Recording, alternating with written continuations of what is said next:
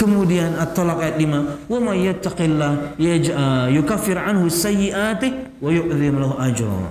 Dan barang siapa yang bertakwa kepada Allah, Allah akan mengampuni dosa-dosanya dan melipat gandakan pahalanya.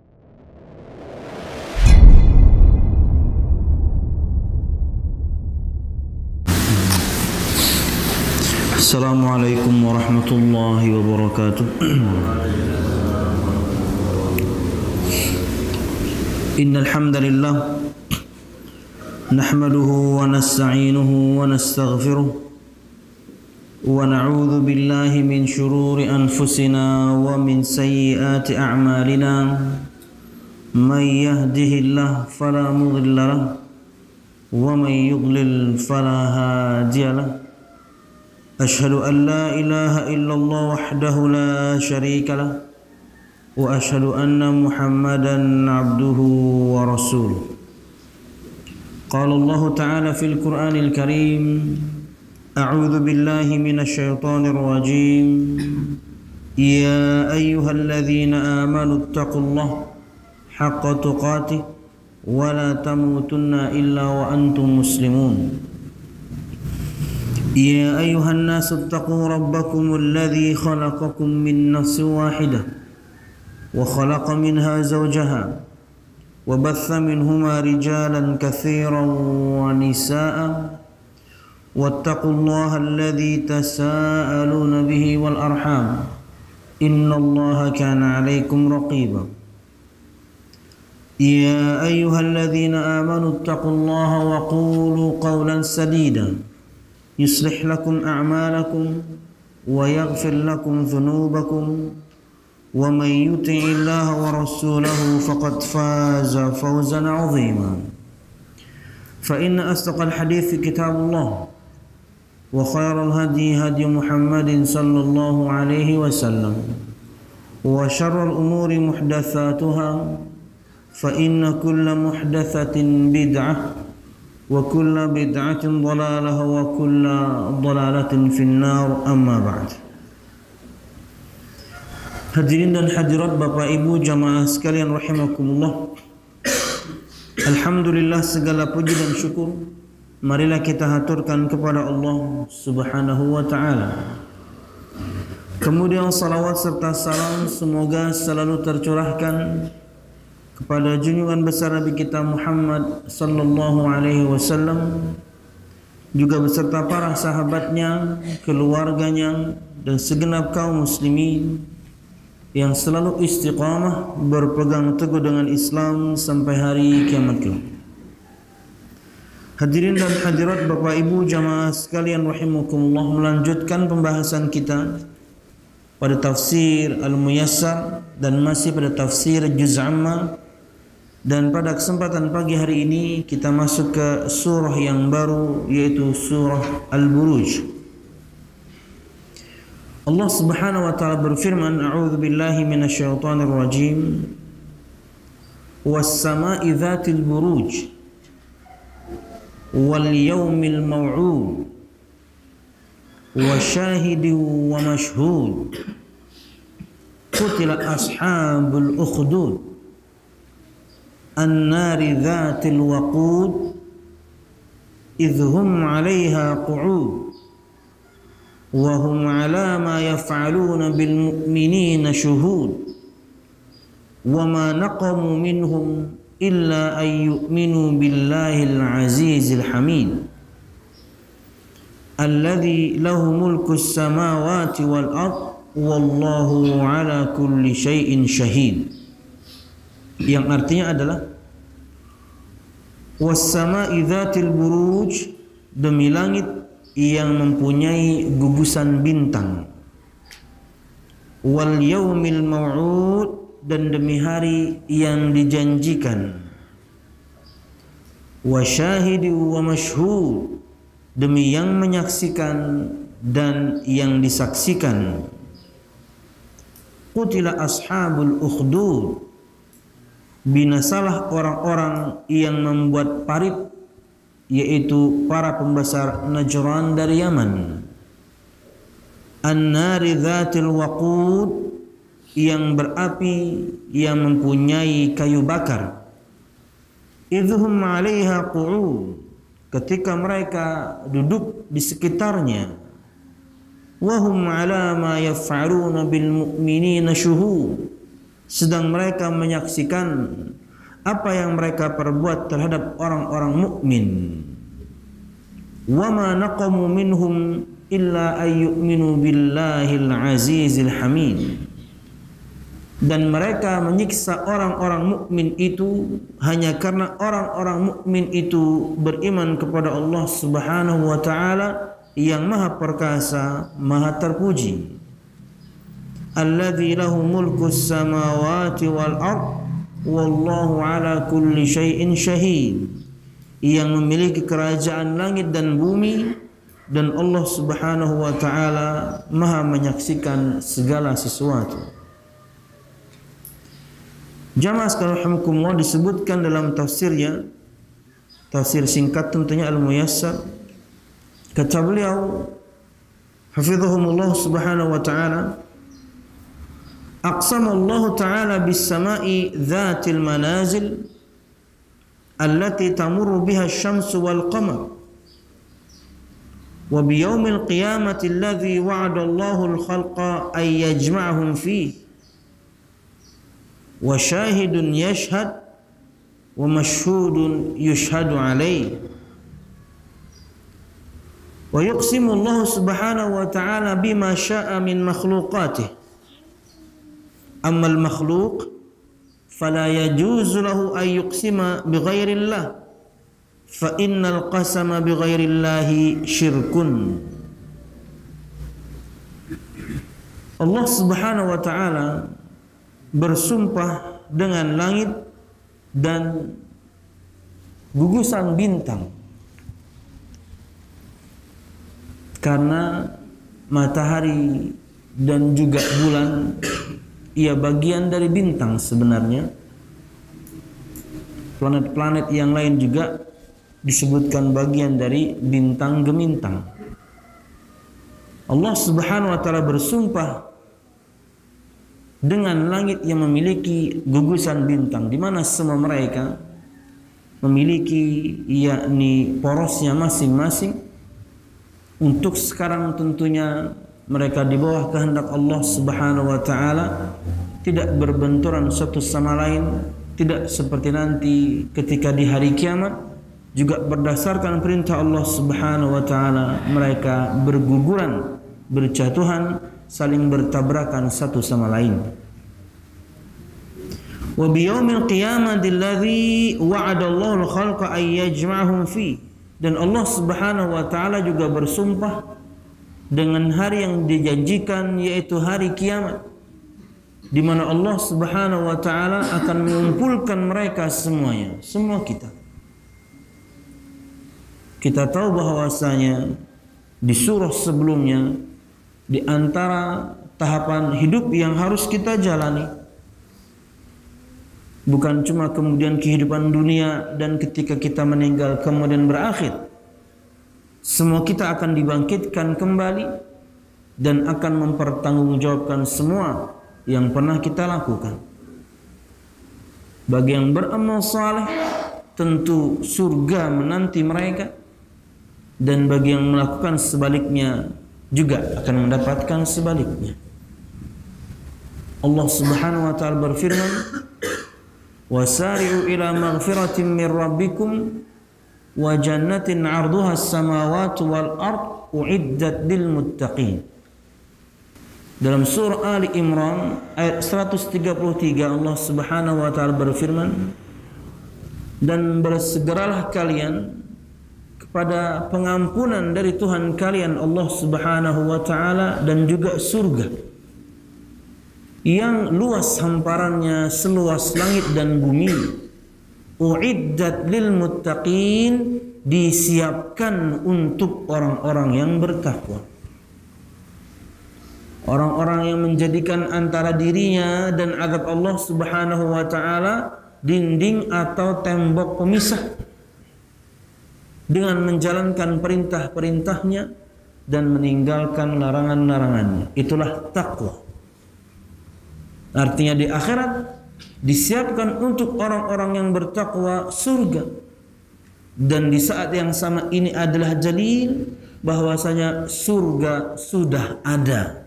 Kenapa? Karena disebutkan disiapkan. Berarti surganya sudah ada. Dan surga yang kita akan masuki insyaallah, amin ya rabbal alamin, adalah surga yang sama yang darinya dulu Nabi Adam alaihissalam dikeluarkan. Jadi surga yang kita akan masuki insyaallah adalah surga yang sama yang dulu darinya dikeluarkan Nabi Adam alaihissalam karena kesalahan yang beliau lakukan. Wallahu a'lam bishawab. Dan di dunia, artinya di akhirat atau di akhir, semua perjalanan kita adalah surga insyaallah. Untuk orang-orang yang bertakwa di dunia pun Allah Subhanahu wa taala janjikan begitu banyak nikmat. Dalam surah At-Talaq ayat 2 sampai 5, Allah Subhanahu wa taala menyebutkan beberapa keutamaan untuk orang-orang yang bertakwa, yang menjalankan perintah dan meninggalkan larangan. Di antaranya diberikan solusi untuk semua masalah yang sedang dia hadapi atau mungkin nanti dia akan hadapi. Allah Subhanahu wa taala berfirman, "Wa may yattaqillah yaj'al lahu makhraja." At-Talaq ayat 2. Dan barang siapa yang bertakwa kepada Allah Subhanahu wa taala, Allah menjadikan untuknya makhraj, jalan keluar, solusi.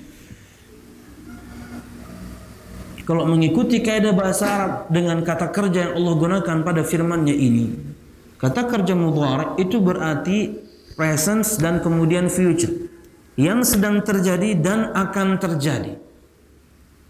Artinya Allah berikan kepada Anda solusi ketika Anda sedang menghadapi masalah sekarang. Dan Allah nanti akan berikan solusi suatu saat mungkin Anda juga akan menghadapi sebuah masalah.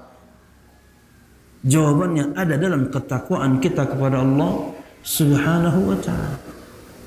Kalau boleh kemudian kita gunakan kaidah makna terbalik, maka ketika bermaksiat kepada Allah Subhanahu wa taala, perintahnya kita tinggalkan, larangannya kita lakukan, ada masalah Anda, maka mampet.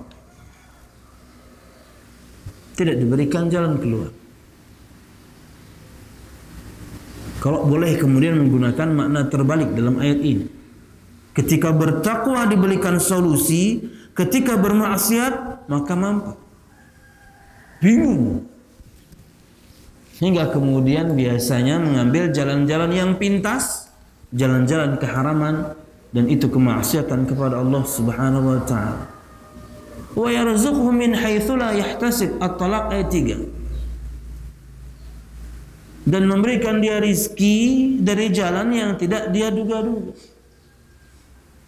Sedangkan rizki kita semuanya sudah Allah tentukan. 50.000 tahun sebelum Allah menciptakan langit dan bumi, Allah sudah tentukan rizki kita masing-masing. Tapi Allah Subhanahu wa taala menentukan rizki kita masing-masing dengan sebab-sebabnya. Bekerja itu sebab, menyambung tali silaturahim itu sebab, bertakwa itu sebab.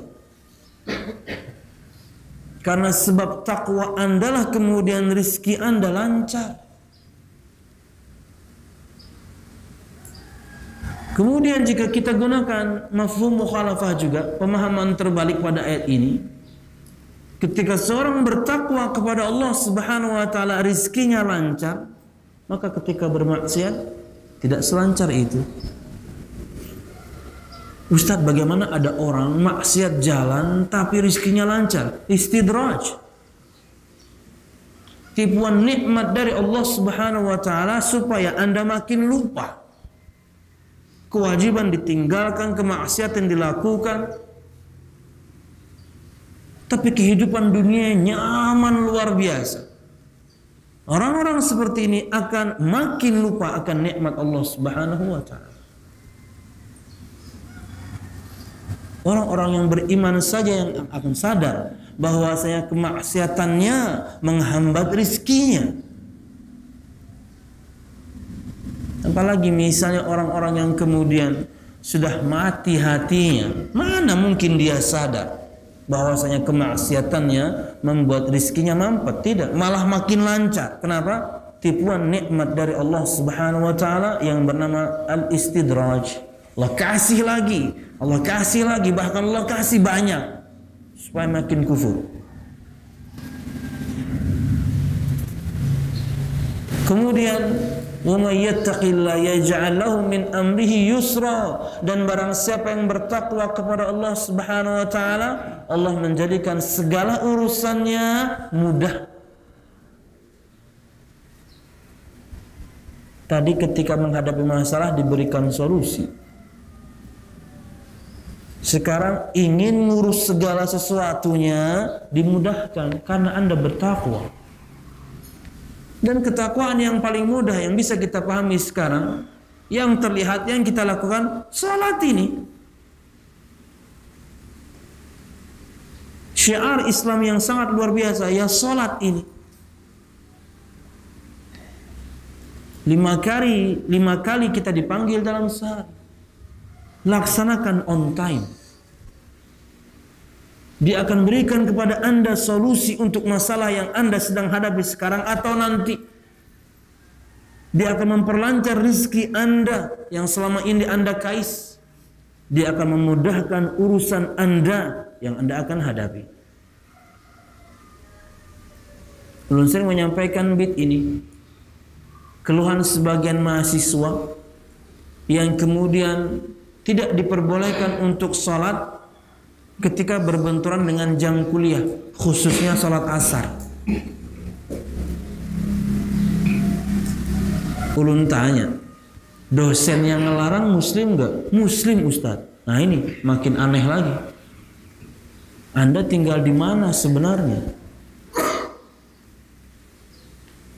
Kampusnya di Banjarmasin, Anda tinggal di Indonesia. Mayoritasnya kaum muslimin, kok susah menjalankan ibadah? Bingung kita. Apalagi kemudian dosennya juga muslim. Sehebat apa sebenarnya mata kuliah Anda hingga kemudian panggilan sholat kalah dengan mata kuliah Anda? Sholat asar cuma sebentar. Mahasiswa Anda muslim, ya sholat dulu, apa repotnya? Di kampusnya pun ada masjid, di kampusnya pun ada musola. 15 menit selesai. Apa susahnya? Dan tentunya di bulan-bulan tertentu nggak mesti berbenturan, karena kan waktunya beda-beda. Nanti ada yang rada maju, nanti ada yang rada mundur. Tidak setiap saat Anda berbenturan kan? Atau sebagian perusahaan terkadang subhanallah yang punya juga muslim tapi karyawannya kok susah. Ulun tidak menyebutkan semua ketaatan ya. Salat kok susah itu gimana?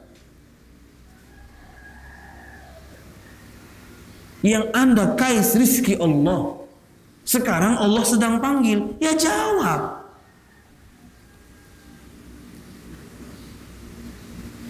Kalau Anda tinggal di negeri yang mungkin Anda minoritas, bahkan mungkin azan pun tidak terdengar, bahkan mungkin bangun masjid pun terlarang, bisa kita maklumi.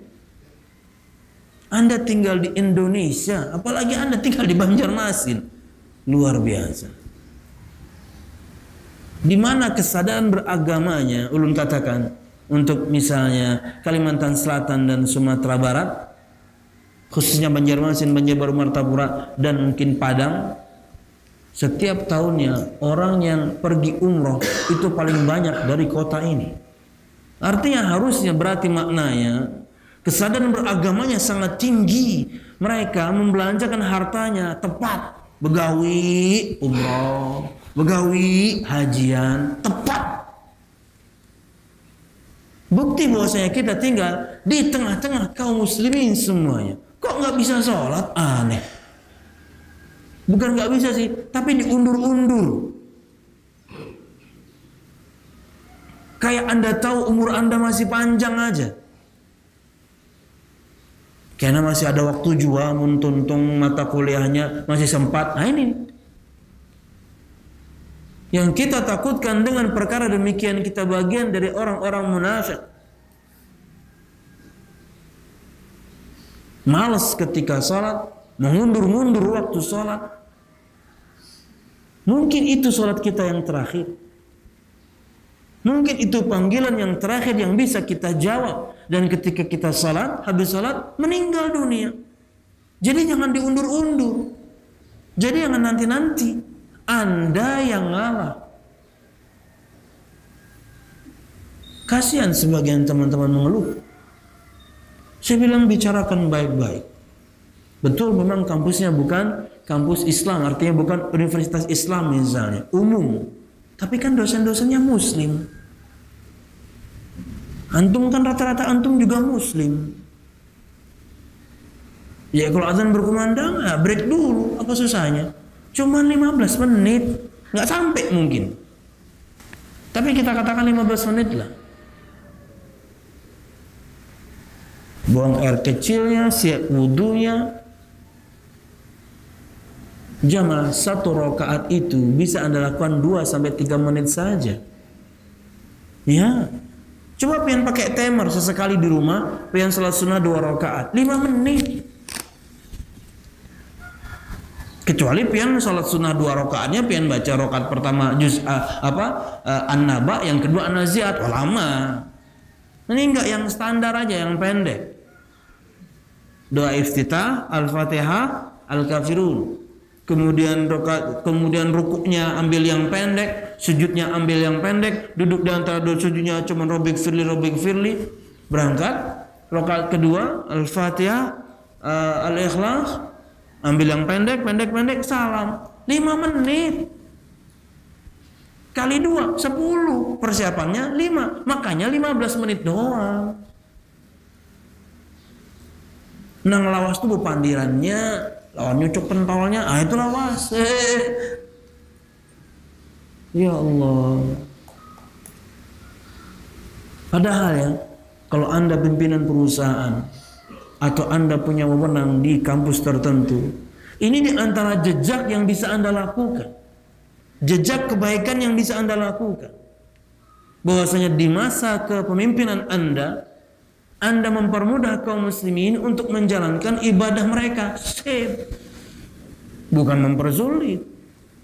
Dulu pernah selesai khutbah ulun dari dulu. Kalau Jumat 15, enggak pernah sih 15, 20 paling cepat 20 menit sampai 30 menit. Dan itu sangat sebentar.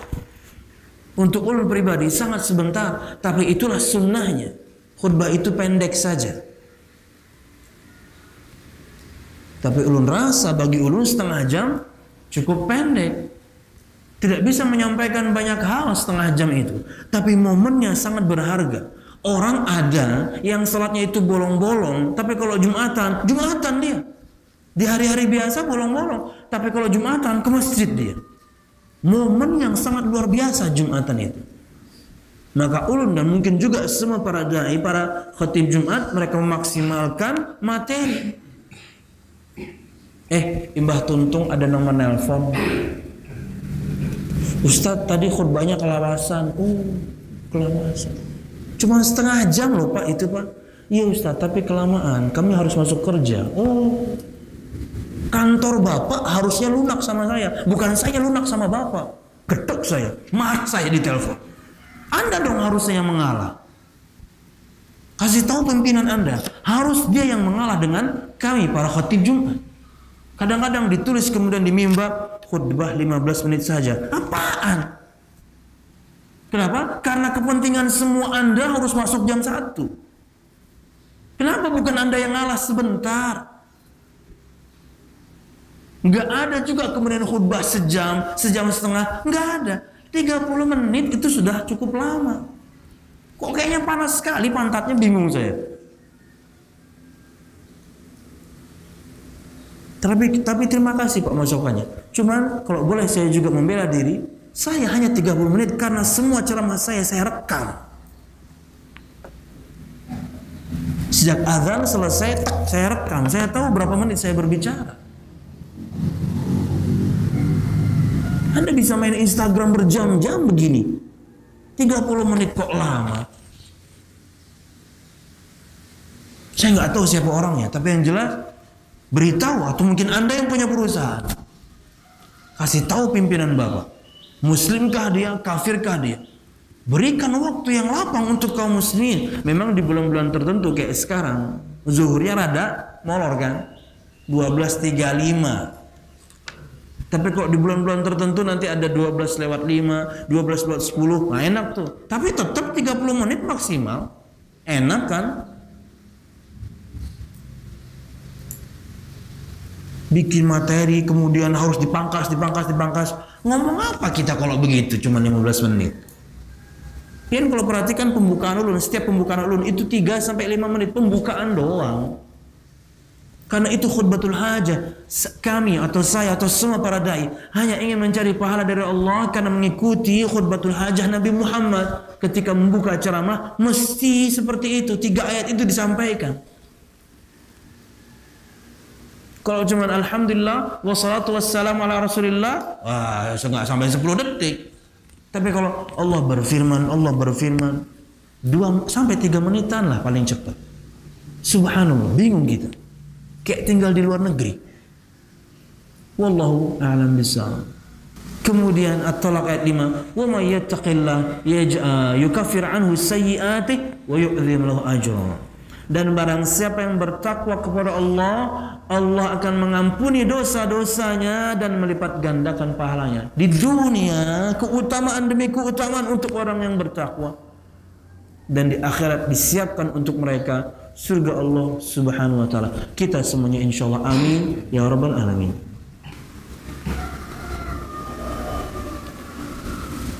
Kemudian wa yuqsimullahu subhanahu wa ta'ala bima yasha'u min makhluqatih. Dan Allah subhanahu wa ta'ala bersumpah dengan segala sesuatu yang Allah inginkan dari makhluknya. Ini salah satu di antaranya. Allah bersumpah dengan langit dan kemudian yakni gugusan bintang. Di banyak ayat sebelumnya sudah kita bahas. Demi bulan, demi matahari, demi malam, demi siang. Hak Allah untuk bersumpah dengan apapun yang Allah ciptakan. Terserah Allah. Tapi fala yajuzu amal makhluk fala yajuzu lahum ayyuqsima bighairillah fa innal qasama bighairillahi syirkun. Akan tetapi kita sebagai makhluk maka tidak boleh bersumpah kecuali atas nama Allah. Sumpah itu adalah satu kata untuk menguatkan kata yang datang setelahnya.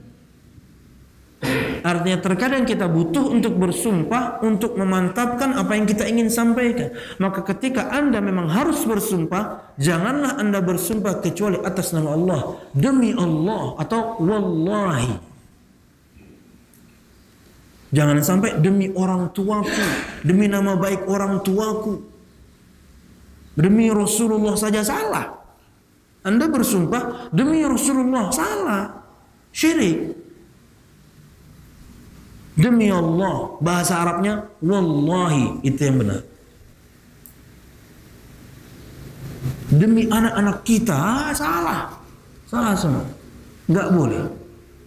Allah bersumpah dengan semua makhluknya, hak Allah. Bahasa kita terserah gue, ciptaan saya semua. Tapi kalau kita ingin bersumpah, janganlah kita bersumpah kecuali dengan nama Allah Subhanahu wa ta'ala. Wallahu a'lam bishawab. Kemudian lu'inal ladzina syaqqu fil ardi syaqqan 'aziman li ta'dzibil mu'minin. Terlaknatlah orang-orang yang membuat lubang atau parit yang cukup besar, li ta'dzibil mu'minin, untuk mengadab orang-orang yang beriman. Wa aqadun nar syadidah dzatul waqud, dan mereka menyalakan api yang sangat besar dengan kayu bakar. Idhum qu'udun 'alal ukhdudi mulazimuna lahu, ketika itu mereka duduk di atas paritnya Mereka menyaksikan bagaimana orang-orang beriman terbakar. Wa hum ala ma yaf'aluna bil mu'minin min tankilin muta'adzibin hudur. Dan mereka terhadap yang mereka lakukan terhadap orang-orang yang beriman itu hanya duduk menyaksikan saja. Kita akan bahas secara singkat setelah ini tentang ashabul ukhdud.